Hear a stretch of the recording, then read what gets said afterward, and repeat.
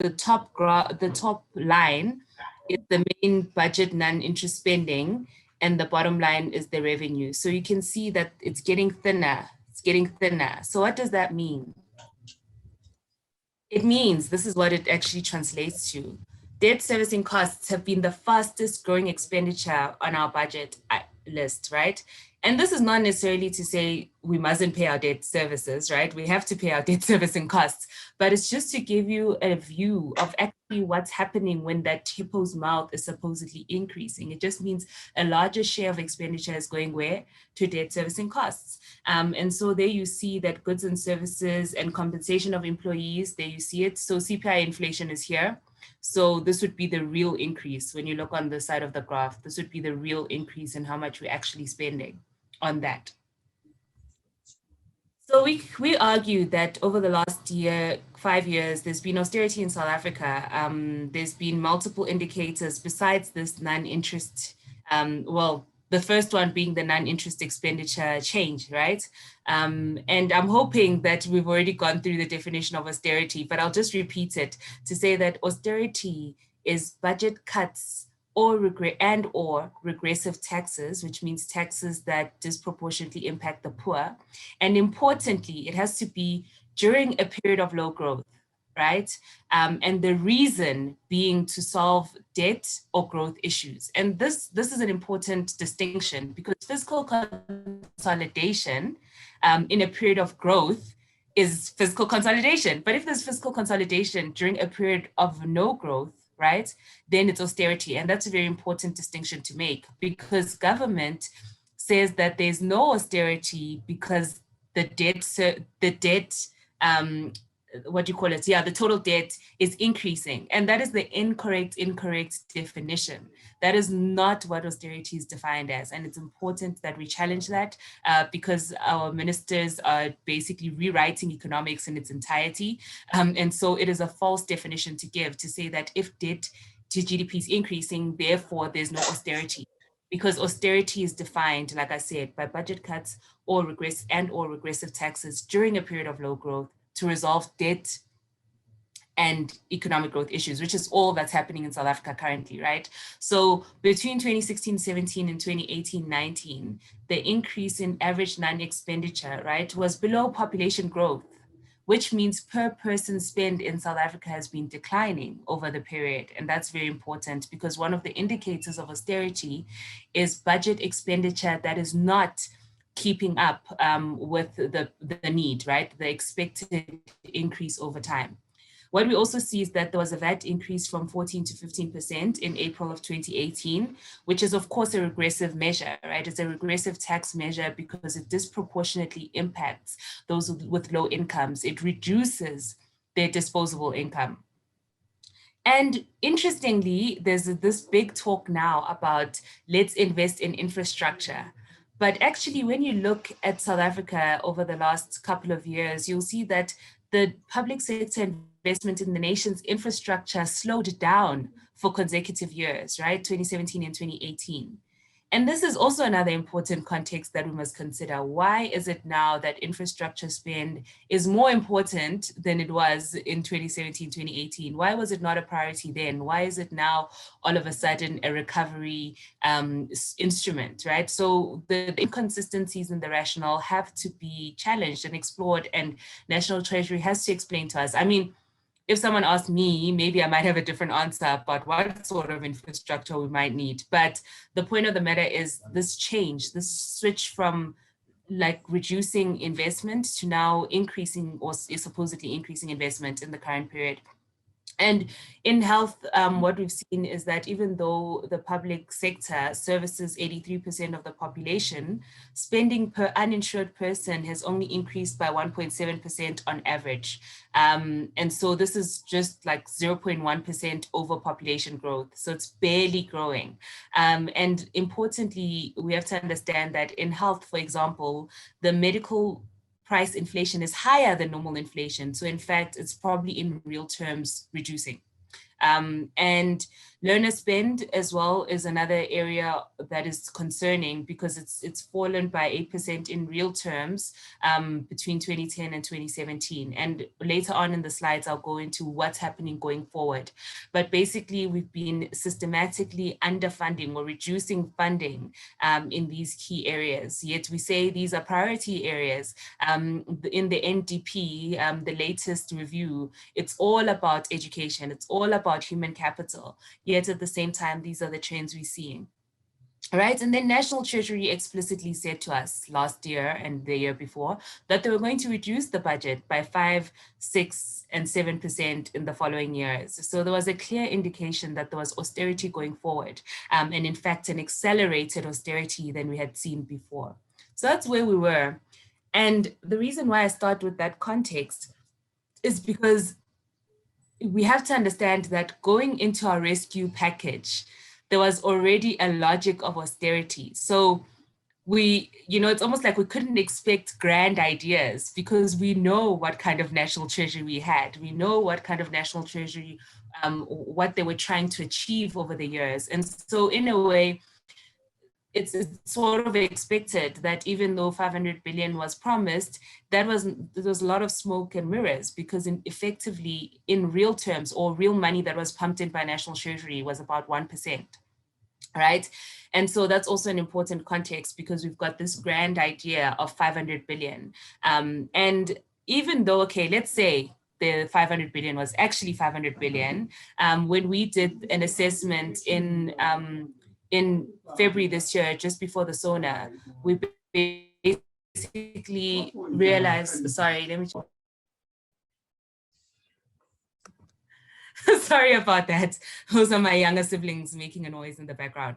And so what we effectively found just before the SONA is that only a third of it had been utilized, right? So, and the reason why we say it's not 500 billion is because for example, the 200 billion for the credit loan guarantee scheme is an off-budget item, right? It's the South African Reserve Bank that is effectively provisioning that facility. It wasn't National Treasury saying here's 200 billion that's going to be utilized. But in addition to that, we know that the National Treasury,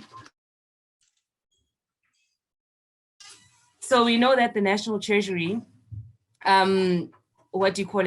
they are the ones who are going to be liable for it, right? So effectively, if the businesses don't pay back the money, National Treasury, it's basically a liability, which was also a concern that we had raised. In terms of Social Security, we know that there were measures taken for grants and the extension, or rather so in terms of, sorry, let me start that again.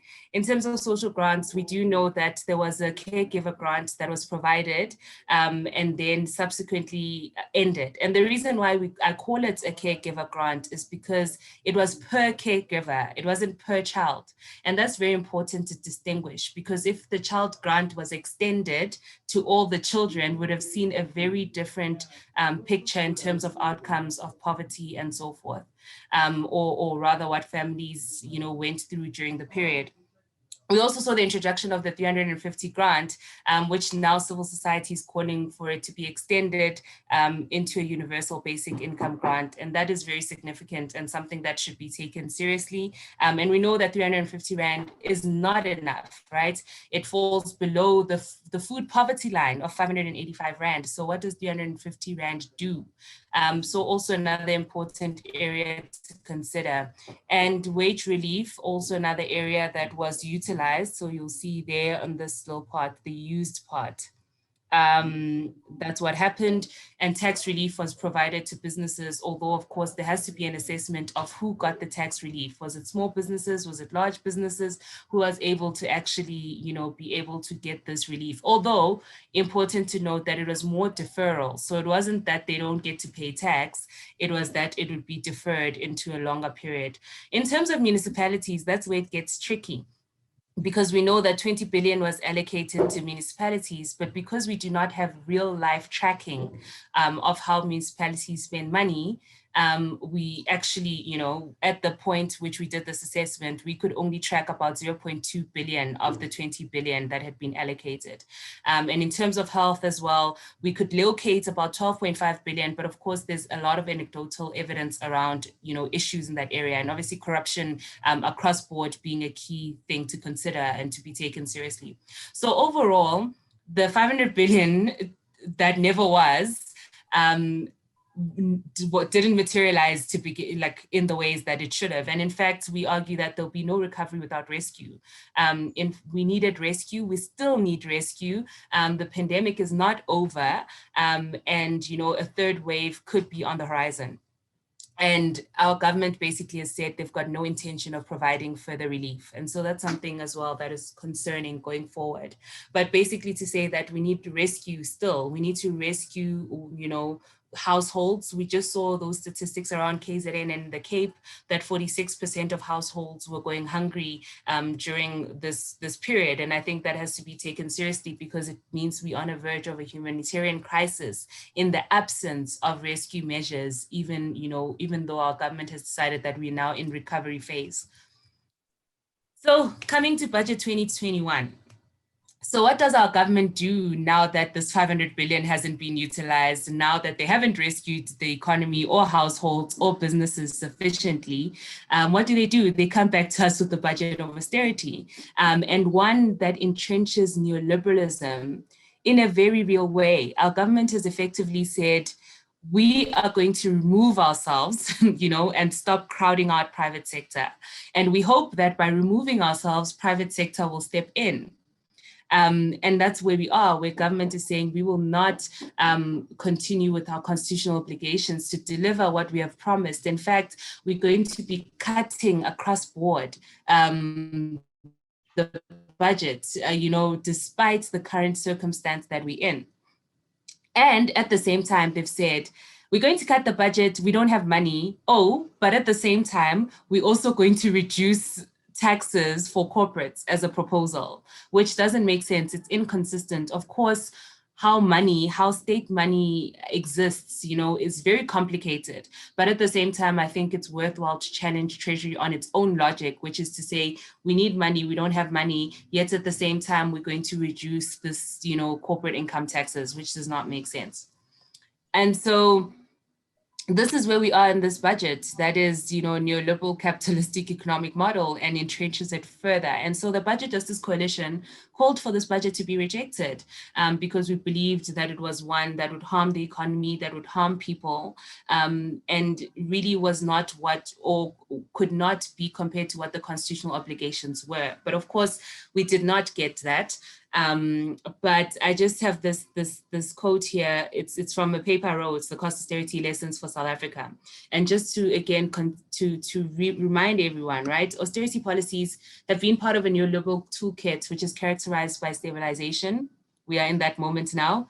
Liberalization, privatization. It'll be interesting to see what happens to our state-owned entities now. And you've already heard some of the rhetoric around privatization and rationalization. And rationalization deeply has to do with the public sector wage bill. And this happened a lot in African states under the structural adjustment programs, where they effectively reduced the sizes of, the public health employees and so forth in those multiple sectors. And so it's interesting now that the World Bank is saying, we need to spend more because they effectively played a big role in the IMF in reducing and rationalizing public sector,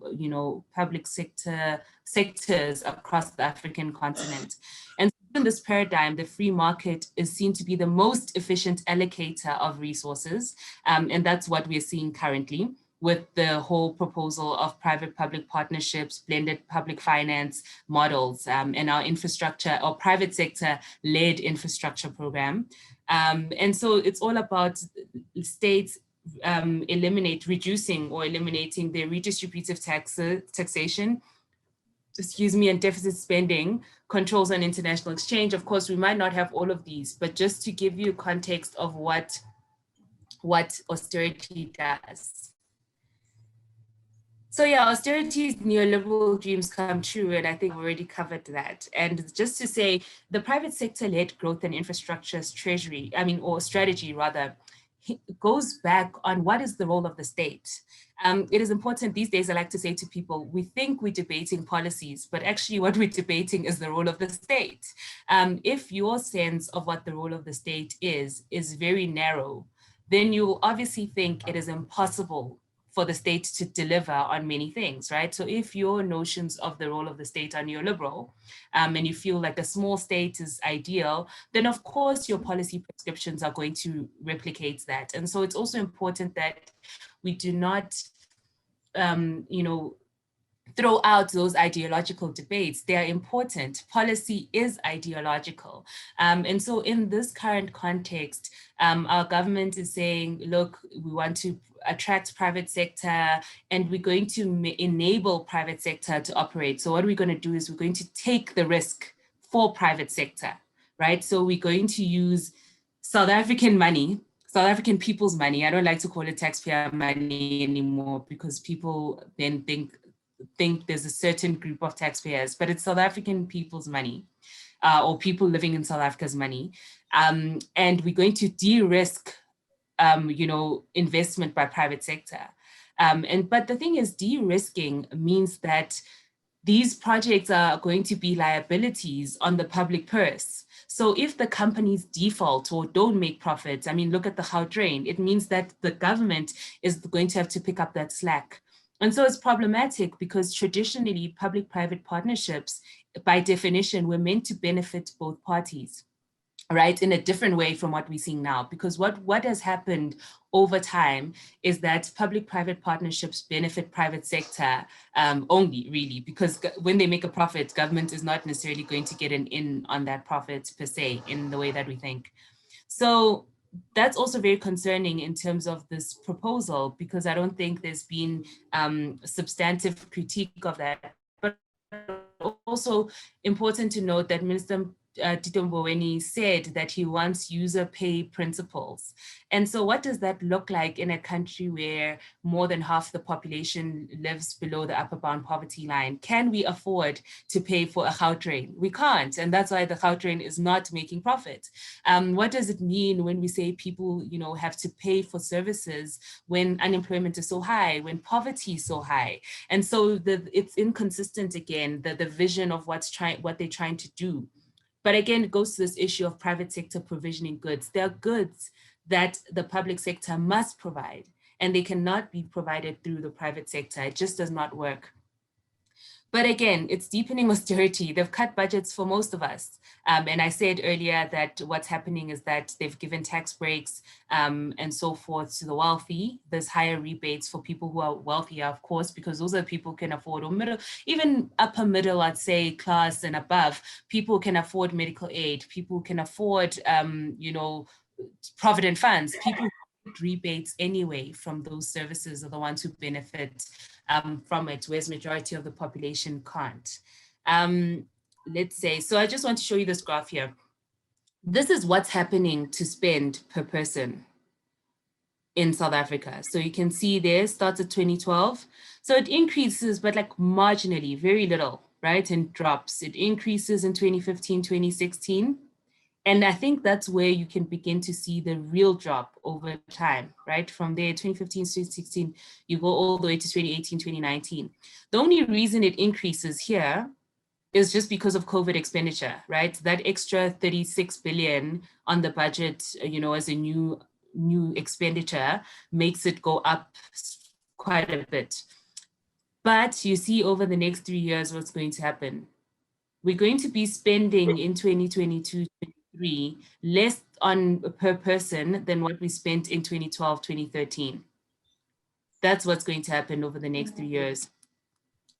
So when it comes to health, so it's interesting because we're in a health pandemic and our government is supposed to obviously be investing more. We've seen that our health system really needs resources. I mean, there's a tech report from 2018 that said that there were 38,000 vacant posts in healthcare. And so, clearly there's a lot of investment that needs to be made into our healthcare system. But what's actually happening over the next 3 years is that the government is going to cut health expenditure by 50.3 billion. So yes, there's allocations being made for the vaccine, but at the same time, when we look at the net effect, what is happening, there's a net loss to the health sector. And I've already said that prior to COVID, we'd already been spending barely enough, in terms of increasing expenditure per person. So that's only going to get worse. And what does that mean? It means longer lines at clinics. It means longer lines at hospitals. It means shortages of medicines. It means, 83% of South Africa's population is going to be impacted by these decisions. In terms of education, also another area where there's deep cuts, and in the next slide, I'll show you more the numbers. But what's striking in the budget is that even National Treasury itself acknowledges that these early retirements and compensation bill cuts will reduce the number of available teachers.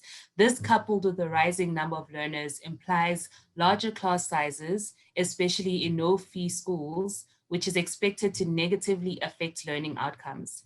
So in what constitutional world does a national treasury admit that their cuts will have a negative impact on the right to education, and that budget still passes? So that's something that's really concerning. But I won't go too much into this, but you can see there effectively that the real basic education budget is going to decrease over time there by 13.3 billion rands.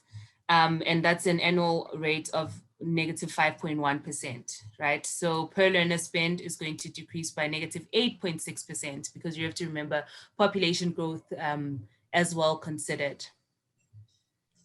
In terms of social grants, I didn't do the 3-year analysis, but you can see here that there's real cuts, even in the current moment. So the changes look positive. These are the nominal changes. But when you take into account the inflation, you can see that actually all the grants in real terms are declining. And of course, again, we know that the grants are ending this week. This is the last month for the 350 Rand grant, the special grant. And also, obviously, the caregiver grant was ended way longer before. I just want to check how long I've been speaking. Okay, wrapping up now.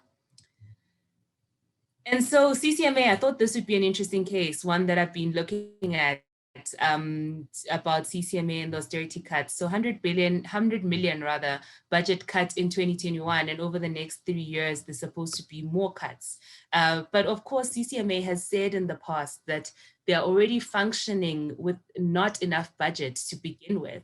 And I thought it was interesting because you'll see here, there's a report from the Council of Europe, which showed that austerity measures reduced labor protection. And so this is a direct attack on labor, right? But besides, I didn't want to talk about public sector wage bill because I think you'll talk a lot more about that. But to say that these are one of the avenues in which the public sector, or rather just labor, is being attacked, right? It's undermining or weakening public institutions meant to protect labor. And so South Africa hasn't implemented austerity labor policies per se, at a labor policies, but this austerity measure in itself, I'd say, is one of the direct attacks on labor policies in a particular way. But this is all part of it, right? One of the tenets of austerity is deregulating the labor market. So this is, classic textbook example. But I just want to say that there's no such thing as pro-growth fiscal consolidation. In itself, it's an oxymoron. This is an austerity budget, no matter what the minister says. And there's many ways in which it is, and we've discussed, and we can discuss further.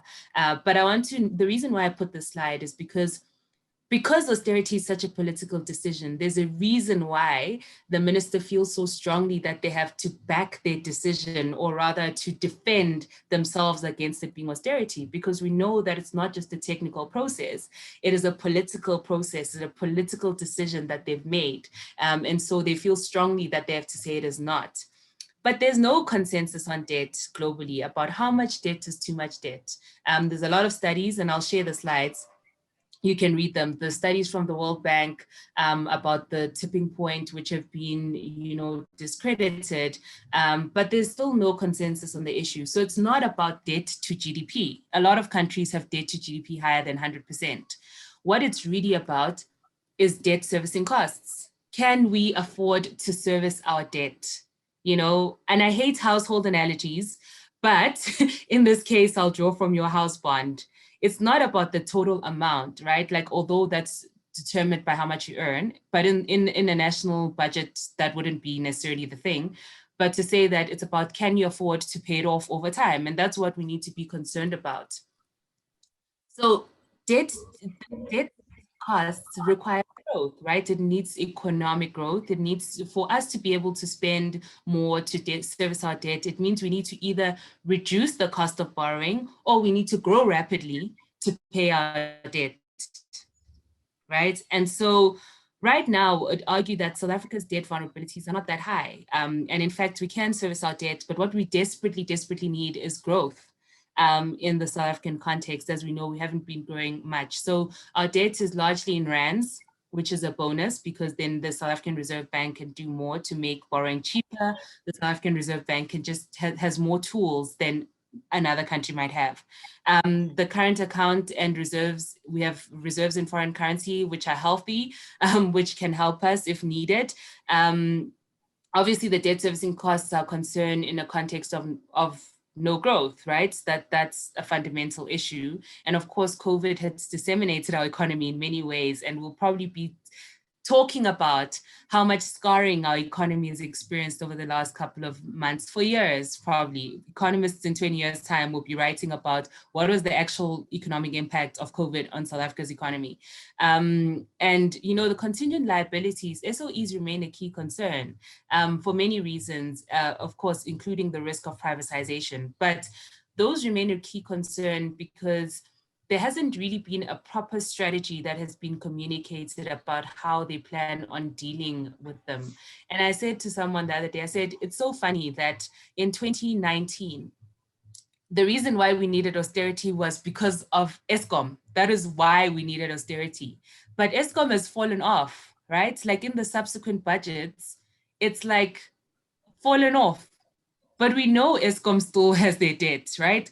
And so it's important that we don't forget some of these other critical components outside. And it's not just Eskom, it's all the SOEs that we need to think about in a different way, so that, one, we don't leave them to being privatized, really. But yeah, something we have to deal with. And so, yeah, and also when we talk about debt servicing, or debt in itself, National Treasury has been promising to reduce our debt since 2012. The first time we see fiscal consolidation in the budgets is 2012. It is now almost a decade later, and National Treasury's approach to debt management has failed abysmally, and they're getting away with it. And it's important that we hold them accountable to say, you know, you have failed, yet the failure is being socialized to the rest of South Africans, and not just to all South Africans in the same way, but disproportionately to the poor and working class. And, you know, so we have to really, you know, take them up on that. But I wanted to come back to this cost of borrowing. Look at what South African Reserve Bank was able to do for us last year when they intervened. What they did is that by lowering the repo rate, it helped with public borrowing costs. So why can't SARB do more is fundamentally a question. Why can't we implement non-orthodox, you know, monetary policy tools to reduce our borrowing costs? But before I end, and I know I've probably gone over, I don't know what time we started. I usually try to keep a timer. But before we stop this presentation, I think what I wanted to also bring to you is this idea that, yes, we speak a lot about how austerity impacts the working poor, the poor more.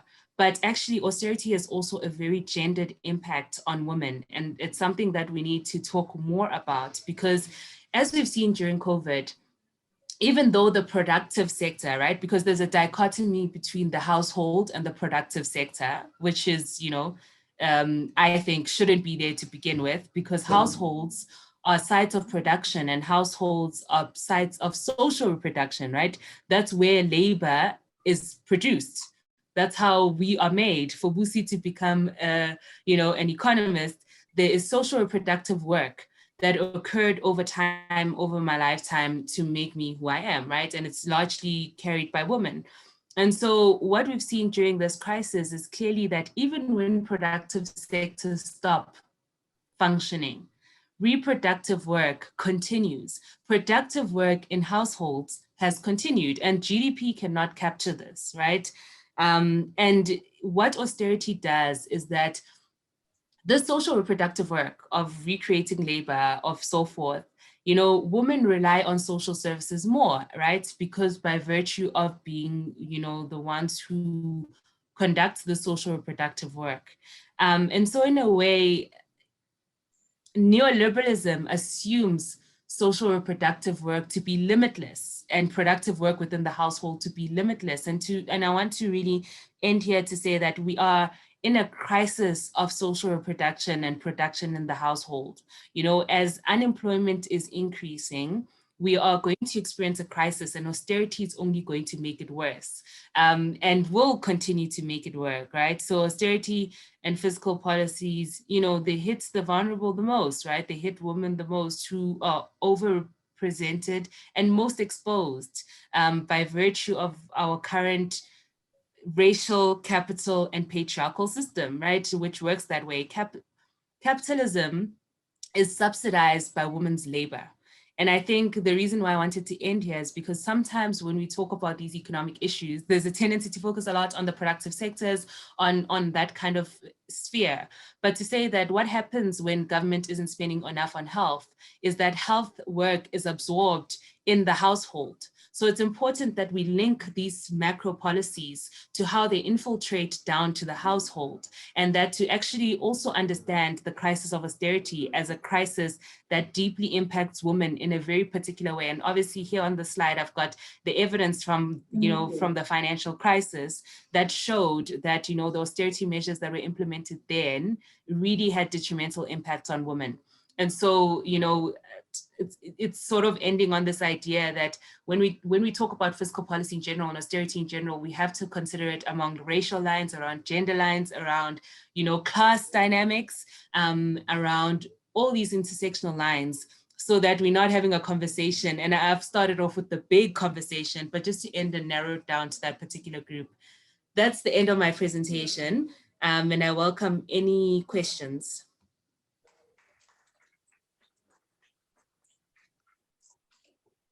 Thank you, Busi. I think that was comprehensive and excellent overarching analysis of government's macroeconomic framework and the history of it, how it's not new. And so it's on that note that I will ask comrades who would like to comment or ask questions for Busi. I see one.